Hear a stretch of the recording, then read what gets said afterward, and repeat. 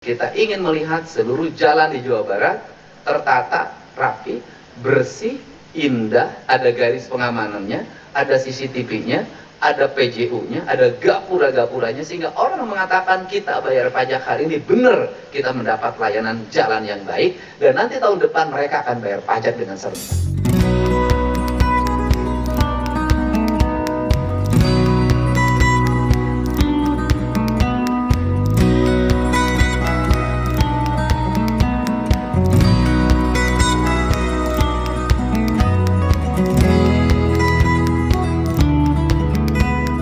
KDM Bapak hebat pokoknya malah jalan iya saya alhamdulillah di hotnik. Pak Dedi hatur nuhun jalan KSD tos sae. Semoga Allah selalu membimbingmu dan biarlah angin menuntun langkahmu.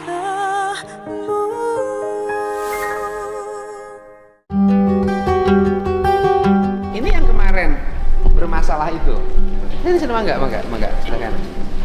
Coba. Ini suaminya. Kelahiran yang keberapa? Kelahiran pertama. Oh ini, silakan. Ayo sini Pak. Mau acara silakan. Sok mangga situ. Ya. Oke. Nah, pokoknya sini. Rumahnya di mana rumahnya? Di Gandasoli Kuningan. Kabupaten Kuningan. Desa apa? Desa Gandasoli. Desa Gandasoli. Ini ceritanya gimana? Bisa pelahirannya kemudian menjadi bermasalah awalnya. Jadi pertamanya cerita hari Sabtu tanggal 14 Juni mengalami pecah ketuban dari rumah. Rumahnya udah pecah ketuban. Ya, udah. Terus dibawa ke bidan desa. Ke bidan yang Ibu selama ini yang mantau kehamilan ibu siapa?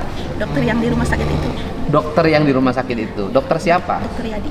Jadi ibu kontrol ke dia Ya. dari semenjak kelahiran bulan pertama sampai bulan ke-9. Ya. Dokter Yadi. Selama ini dalam pantauan Dokter Yadi bagaimana keterangannya, USG-nya hasilnya gimana? Semuanya normal, sehat, alhamdulillah. Normal, Jadinya sehat. Saya juga alhamdulillah sehat, cuman dari awal kan udah bilang sama dokternya bahwa saya punya penyakit autoimun, jadi kata dokternya nggak boleh lahiran secara normal, jadi harus sesar. Oke, nggak boleh latihan secara harus sesar kata dokter karena faktor autoimun. Iya. Kemudian ibu mengalami pecah ketuban di rumah. Di rumah. Nggak langsung dibawa ke rumah sakit. Ke bidan dulu dicek, katanya emang ya ini udah pecah ketuban, terus harus segera ditangani ke rumah sakit. Oke. Harus segera tindakan. Kenapa nggak langsung ke rumah sakit aja? Kan ini sekalian lewat maksudnya. Oh, Ya, mampir dulu. Oke. Ini Tapi di bidannya diperiksa aja. Iya, diperiksa. Terus habis dari bidan langsung ke rumah sakit. langsung ke rumah sakit. Oke. Di rumah teh Pak udah banjir. Oh, di rumahnya sudah pecah ketuban. Banjir. Dari bidan langsung ke rumah sakit. Iya. Nah, kemudian di rumah sakit, Di rumah sakit nyampe IGD. iya ke IGD terus Dicek ini Cek detak detak jantung terus sama dikasih obat, terus dikasih dicek pembukaan. Sebenarnya kan kalau misalkan dari awal udah sesar nggak perlu cek pembukaan lagi kan. Sebenarnya kan kalau sesar kan sudah rekomendasinya kan sesar. Iya. Sudah pecah ketuban. Iya. Kenapa nggak langsung dibawa ke ruang tindakan? Iya, makanya itu di berulang kalinya diceknya pembukaan terus gitu.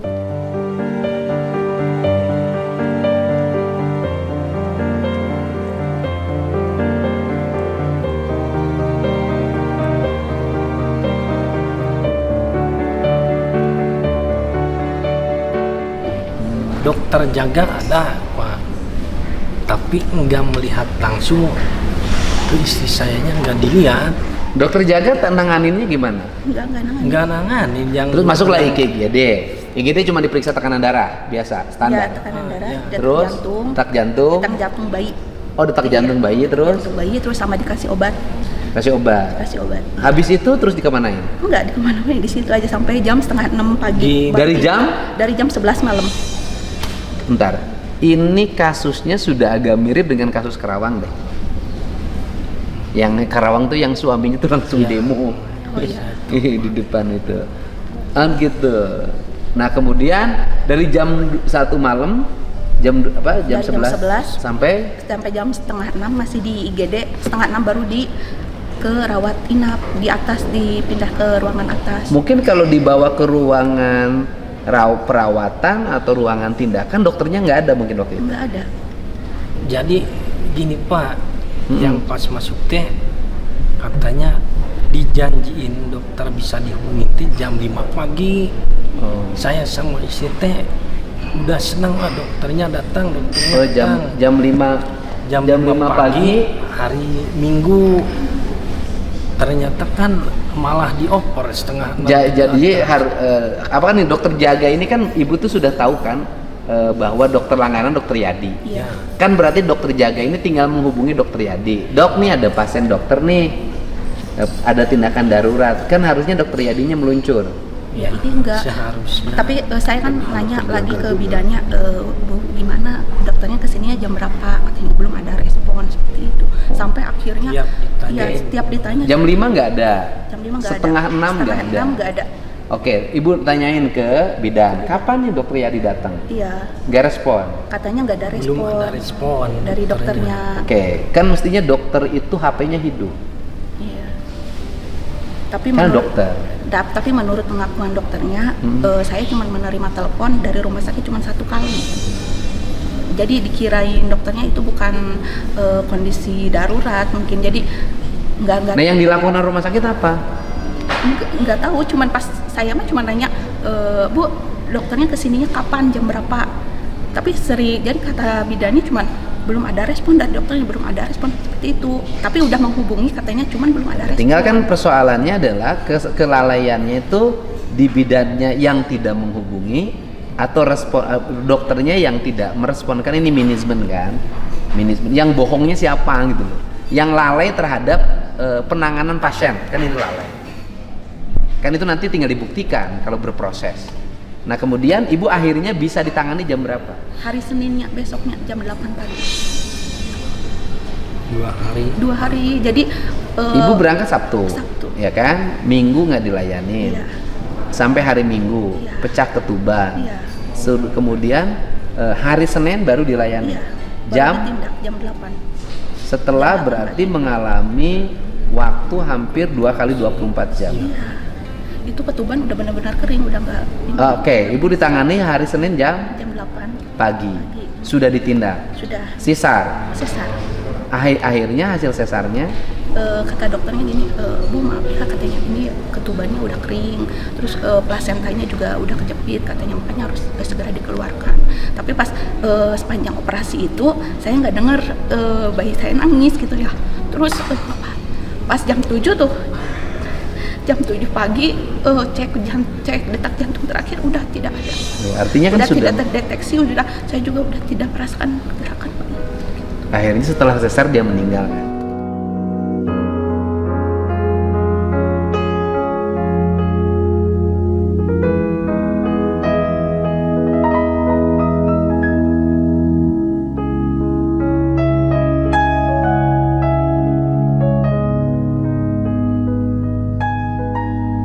Jadi waktu dari meninggal sampai hari ini berapa? Udah berapa hari? 1 bulanan. 1 bulan. Kan?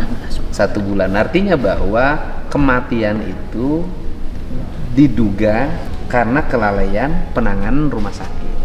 Kan itu. Nah, kemudian apa yang ingin Bapak lakukan sekarang? Ya, saya mau Pak minta keadilan yang seadil-adilnya. Baiknya gimana gitu. Menurut pandangan Bapak. Ya, keadilan yang seadil-adilnya kan Bapak kehilangan nyawa. Kan tidak mungkin ada rasa adil dari sebuah nyawa yang tergantikan. Kalau ngomong keadilan Pak ya, kan begininya kan urusan. Kalau Bapak kehilangan uang bisa diganti uang. Bapak kan kehilangan nyawa anak Bapak, kan nggak bisa diganti, diberi kompensasi apapun kan tidak bisa. Nah sekarang kan gini loh, dari sisi prosedural medis ya perlu ada audit layanan, kan gitu loh Pak. Nah, jadi biasanya kan ada komite medik tuh, komite medik yang mengaudit problem yang terjadi, dampaknya. Nah, nanti komite medik lah yang menyimpulkan dan memberikan rekomendasi. Itu yang pertama untuk dokter ya Pak ya. Nah, kalau untuk rumah sakit berarti kan ada aspek pengelola manajemen. Nah, kalau pengelola manajemen, direktur rumah sakit kan diangkat dan diberhentikan oleh bupati. Itu RSUD kan, kabupaten. Saya sudah WA bupati tadi malam dan bupati mengatakan bahwa nunggu hasil penyelidikan inspektorat, ya kita tunggu. Nanti malam mau saya tanya lagi. Nah, prosedural itu kemudian apakah itu nanti akan berakibat pada bupati, pada kepala rumah sakit harus diberhentikan karena kelalaian? Itu kan manajer administratif ya, yang itu kewenangan otonomi bupati. Tapi kalau prosedurnya seperti ini ya saya akan meminta gitu. Walaupun tidak punya dari sisi pembinaan kepegawaian pemerintah provinsi ya kepada bupati ya, tentunya saya akan meminta karena ini menyangkut aspek tata kelola layanan. Nah, Bapak apa yang diharapkan? Ya ditindak aja Pak. Nah, gini loh. Jadi Bapak ini gugatannya apa? Kalau persoalan sanksi dan kemudian sanksi baik bagi dokter, bagi perawat maupun bagi direktur rumah sakit, ya nanti saya akan mencoba untuk menyampaikan fakta-fakta ini. Dan saya meminta pada yang melakukan pemeriksaan bersikap objektif. Bersikap objektif. Kalau itu pasti saya meminta itu. Harapan Bapak apa? Ya harapannya Pak supaya tidak terjadi lagi hal seperti ini. Cukup keluarga saya di rumah sakit manapun Pak, khususnya Kuningan, pelayanannya yang pakai BPJS, yang tidak jangan dibeda-bedain. Sebenarnya yang pakai BPJS juga kan tidak gratis, dia kan bayar. Iya. Kan dibayar oleh asuransi. Tapi kan? Suka dipandang sebelah mata.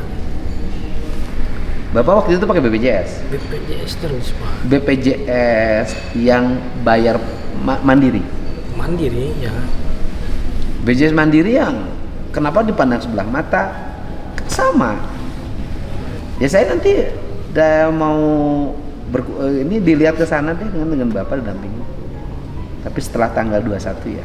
Karena besok itu saya ada acara pribadi dulu. Nanti saya datangi rumah sakit. Selain pemeriksaan yang berjalan sekarang, tuntutan itu tuntutan administratif bagi pengelola rumah sakit. Material nggak ada. Material ya. Kalau material kan harus gugat. Tapi kalau tindakan cepat dan nyata, saya nanti kan harus mendengar kedua belah pihak ya. Nanti saya dengar penjelasan dari mereka seperti apa. Dari penjelasan dari mereka seperti apa, nanti biar komite medik yang menganalisis dan memberikan rekomendasi sanksi bagi dokter. Kalau bagi direktur rumah sakitnya menyangkut manajemen pelayanan, saya mau minta bupatinya bersikap tegas karena otoritas di bupati kan. Anaknya baru ya. Ini teh Pak, ngidam teh pengen ketemu Bapak waktu 7 bulan teh. Sempat mau ke Pakuan yang di Purwakarta, Subang, yang di Subang. Ya pendak ayeuna setelah bayi enggak ada. Iya. Penantian 7 tahun gitu ya.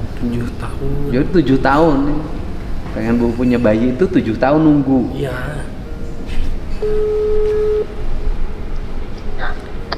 Bu, kalau yang ini kan keluarga atau pasien dari rumah sakit yang Kuningan itu datang ke gedung Pakuan. Oh siapa? Nah itu tindak lanjutnya, itu kewenangan otoritasnya kalau direktur rumah sakit di bupati ya? Di bupati Pak, betul Pak. Nah kemudian, gimana Bu? Saya itu sudah konfirmasi tadi malam ya Pak. Memang betul ada kalau SOP sih sudah dilaksanakan, tapi terjadi keterlambatan kurang lebih 3 jam dari dokter objinnya Pak. Kalau walaupun secara komite medik belum ada laporan secara resmi, tapi saya tadi malam sudah tanya ke Pak Direkturnya, data-data saya baca, saya perhatikan memang SOP Mas sudah Pak, tapi memang betul ada keterlambatan dalam penanganan akhirnya begitu Pak izin. Ya, itu kan nganggurnya itu hampir 2 hari kan. Dia masuk Sabtu, dilayani Senin. Nah, itu dari sisi aspek SOP dan standarisasinya melanggar nggak rumah sakit? Kalau dari SOP dan pelanggaran sih tidak ada Pak sebetulnya, hanya ada keterlambatan tadi Pak. Oh, jadi memang betul pasiennya kan itu tuh tadinya ingin dipertahankan ya Pak, karena bayinya kan masih kecil Pak, masih 35 minggu begitu Pak. Kan harusnya 40 sampai 42 minggu yang bisa dilahirkan gitu Pak. Nah, cuman karena saya juga belum mendapat kepastian kenapa dokternya sampai terlambat itu saja Pak. Komite mediknya belum menyimpulkan. Iya Pak, betul. Saya lagi menunggu dulu dari komite medik Pak. Gini aja, tim dinas kesehatan provinsi diturunin aja Bu. Untuk merecord apa peristiwa yang terjadi sehingga kita memberikan rekomendasi. Persoalan rekomendasi dilaksanakan atau tidak dilaksanakan itu urusan bupati. Tetapi setidaknya dari sisi kebijakan publik kita memiliki kesungguhan dalam upaya meningkatkan layanan dan melindungi pasien. Ya, ya Bu ya. Oke, terima kasih. Jadi ya memang harus diperjuangkan untuk tadi dari provinsi untuk mengawasi juga sama. Iya, kalau sampai hari ini kan provinsinya saya minta untuk melakukan investigasi, gitu kan? Kadiskesnya melakukan investigasi, nanti hasil investigasi kita umumkan dan selanjutnya kalau sudah diumumkan itu kan tergantung bupati dengan kepala dinas kesehatannya mau mengikuti nggak terhadap apa yang kita itu kan moralitas pemimpin ya, nanti kita lihat aja, mudah-mudahan aja bupatinya juga punya sikap mental yang sama untuk meningkatkan mutu layanan, karena kan pasti kepala dinas kesehatannya, direktur rumah sakitnya pasti bikin fakta integritas kayak di saya kan bikin fakta integritas, kalau tidak bisa memberikan layanan yang baik pada masyarakat maka bersedia mengundurkan diri secara sukarela kalau di saya gitu loh. Nanti di sana kita cek ada nggak fakta integritas, gitu Bu, gitu. Ibu teh bayinya umurnya 35 bulan hari minggu, termasuk yang prematur berarti ya. Tapi sebenarnya beratnya 2,3 udah Cepat di situ waktu istri pernah dirawat habis udah mulut. Jadi masukin infusnya sama yang PKL gunyeng ya itu 8 bulan teh Pak nggak hilang bengkaknya.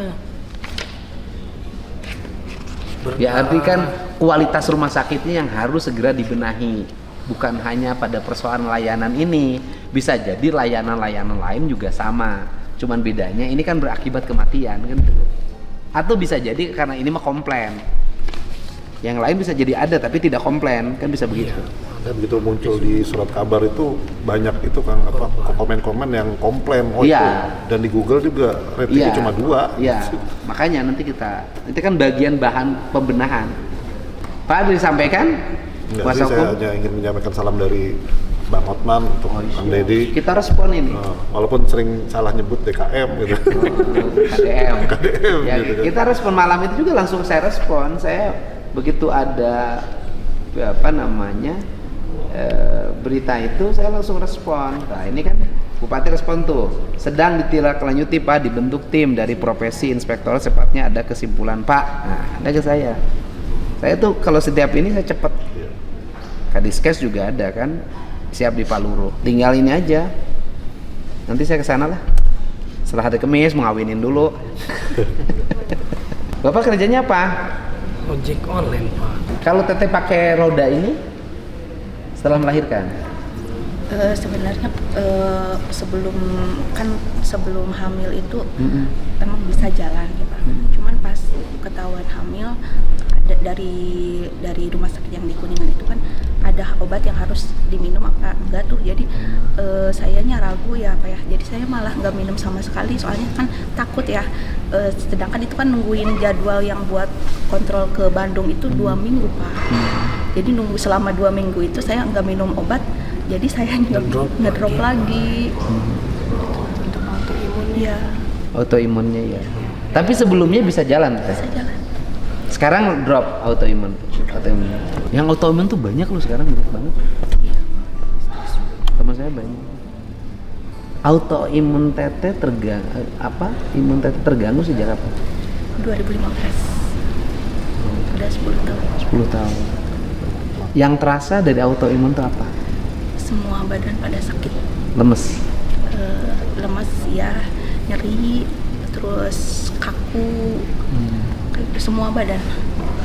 Ini kan saya autoimunnya jenis rheumatoid arthritis. Secara genetik itu nurun ya? Enggak, autoimun nggak nurun. Enggak. Oh, autoimun tidak turun pada keturunan. Pak, ada Pak Hotman izin. Siap, sudah. Siap, Bang. Salam, siap. Terima kasih Pak ya. Siap. Kita tanganin, Bang. Aman, Bang. Oke. Hidup Pak De. Siap. DKM. Siap, makasih. Ini saya nitip. Apa ini Pak? Enggak. Bapak kan ngurus istri nih, pasti ninggalin kerjaan loh, Pak. Nggak ada kaitan sama yang masalah Kuningan, kan nggak ada kaitan sama saya. Gitu. Kan Bapak ninggalin istri, ngerawat istri untuk memulihkan. Nanti imun Bapak yang turun. Kan harus ada biaya. Dua-duanya berobat. Nanti dua-duanya berobat, repot. Harus ada supportingnya, biar Bapaknya fokus dulu ngurus istri, pemulihan psikologi segala macam, Bapaknya nggak kerja dulu nggak apa-apa. Bolak-balik sana sini kan harus pakai transfer. Ya. Aman, Pak. Pak, ini mana nerimanya saya? Udah, saya biasa. Gitu. Udah. Kasih banyak. Iya, saya kan ngerti. Kan Bapak makanya saya tanya apa. Berarti kan harus tiap hari kan mobile untuk dapetin uang. Dengan ngurus ini kan Bapak berhenti loh, Pak. Kan nggak masuk argumen. Udah di mana? Kan Bapak harus tenang. Ngurus istri, Bapaknya tenang. Tidak galau dua-duanya, nanti autoimun Bapak turun. Itu Pak. Kan tugas gubernur, Pak. Bukan karena masalah ini, saya mah biasa. Udah tetehnya dia tenang. Ya. Semangat. Terima kasih banyak. Soalnya ngojek online lagi sepi. Iya. Lagi sepi. Senin apa besok mereka rencana mau LP katanya nggak apa-apa. Iya, kita mau bikin aja itu mah hak pengacara. Karena memang kasus ini sering terjadi di hak, gitu kan. Nggak ada masalah. Dan mereka pasti akan melindungi institusinya gitu. Di luar yang tadi Pak Gub sampaikan, silakan aja langkah hukum. Gitu Teh. Teteh namanya siapa? Irmawati. Irmawati. Akang? Aldi. Andi. Ini laki-laki setia nih. Kelihatan nih. Kalau ini nggak setia. Pengacara. Kan gimana guru? Itu pernah sama-sama di kasus Vina, Bang. Iya, barangnya kan pernah ketemu. Karena kalau Bapak ini saya lihat dari wajahnya itu kelihatan suami setia banget. Amin. Ya kan? Kita ini kan menghargai laki-laki yang setia. Minimal mewakili sebagian kecil banget dari diri saya gitu. Biar Bapak senyum. Gitu. Udah Bapak, Ibu punya suami kayak gini susah loh, Bu. Apalagi kayak Pak Gub. Tinggal istri nggak mau lagi cari. Itu mah pura-pura aja. Susah loh, suami ngurusin, dorong-dorong. Selalu Pak, selalu mendampingi. Penuh dengan cinta. Laki-laki lain lihat begini udah kabur, Bu. Iya. Apalagi istrinya autoimun, oh berat. Saya harus biayain, harus ini nggak dilayanin. Pilih lagi yang lain. Ini hebat. Luar Alhamdulillah biasa. ya Pak. Kelihatan terpancar di wajah. Ini bahagia. Kalau sama yang pakai bendo ini tuh. Dia mau silat ya. Ini akan ini hebat. Asli orang Kuningan. Kuningan Pak. Ibu Kuningan asli. Ketemunya kapan? Zaman sekolah. Udah cinta sejak sekolah. SMA. SMA mana? Saya bina swasta. Bina swasta. Satu sekolah. Beda sekolah. Beda sekolah. Oh, berarti lagunya lagu Iwan Fals di kan samping gitu lagi. Di kantin depan kelas kok beda lagunya. Usia teteh berapa? 33. Akan? 36. 36. Oh beda ya, beda sekolah. Alhamdulillah. Hebat loh mempertahankan cintanya. Setia banget. Hebat. Bikin lagi habis ini. Ya, minta doanya aja. Iya, insya Allah. Itu faktor dulu terlambat. Ini hamil apa kata-kata dokter? Mungkin emang belum dikasih kepercayaan aja, soalnya emang udah berapa kali, 2 kali periksa ya, semuanya sehat. Normal. Ya semuanya sehat, mungkin emang belum dikasih rezeki waktu itu. Ya mudah-mudahan nanti habis ini ada rezekinya. Sekarang masih lemes teteh berdiri mas? Lumayan, cuman ini bekas operasinya. Operasi. Sembuhnya berapa tuh bekas operasi? 2 bulan? Lebih. Buat kehamil lagi katanya ada yang bilang 1 tahun. Oh belum tentu, coba bikin besok 2 minggu ke depan. Takut ini katanya jahitannya belum. Oh iya, dia nunggu jahitan kering aja. Ya teh, ya nanti kita ini nuhun pisan. Kan nuhun ya, semangat nuhun bisa sehat ya. Pengen ketemu saya, ketemunya sekarang. Iya, ya Allah Bapak, terima kasih banyak. Ada salam dari warga Kuningan. Oh iya, sok mangga. Nuhun. Ya. Nuhun. Wah, ini makasih ya, Pak. Iya, udah aman. Kasih banyak. Sama-sama. Rezeki Dede. Iya, nanti Dede baru lagi. Ya, itu buat Dede baru. Ya. Insyaallah. Non, Bapak pengacaraku. Siap. Ayo dong. Ini kantor pengacara apa? Di Kresna. Kresna di Cirebon. Oh, Cirebon. Ini kartu namanya. Yes, ini saya bersama para pengacara di kantor pengacara Kresna Cirebon, dampingi klien secara sukarela. Top ini. Ayo, pantau. Ya, di mana? Asik. Ini, Pak. Boleh? Ayo.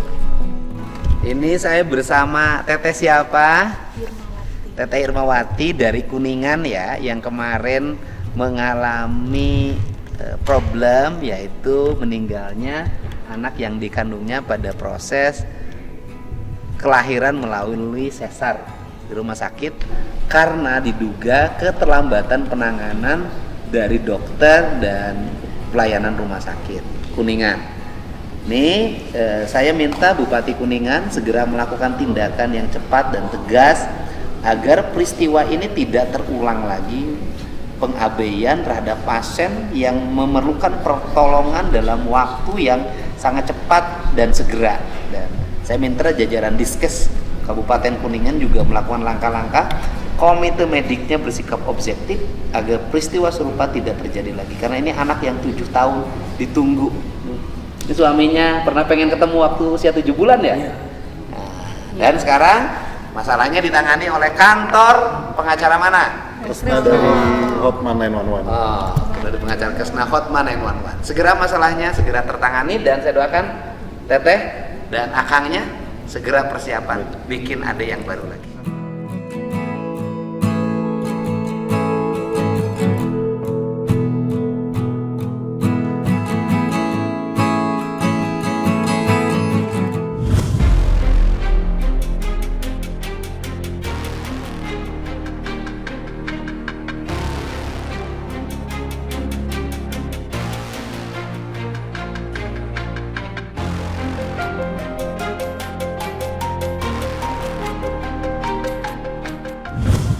Bupati Kuningan, saya mengucapkan terima kasih atas langkahnya menonaktifkan Direktur Rumah Sakit Umum Daerah atas kasus lambannya penanganan kelahiran seorang ibu yang berakibat pada meninggalnya bayi, yang bayi itu sangat ditunggu oleh suami dan istrinya selama 7 tahun. Tentunya dari kasus ini kita bisa mengambil pelajaran dan perbaikan. Semoga layanan rumah sakit umum daerah ke depan semakin baik dan kemudian juga profesionalisme semakin tumbuh, pegawainya semakin sejahtera dan rakyatnya mampu mendapat layanan yang memadai dari rumah sakit umum daerah, baik layanan rumah sakit yang bersifat umum maupun layanan yang dijamin oleh BPJS. Saya ucapkan terima kasih. Semoga nanti bisa melahirkan hasil penyelidikan yang objektif terhadap masalah tersebut.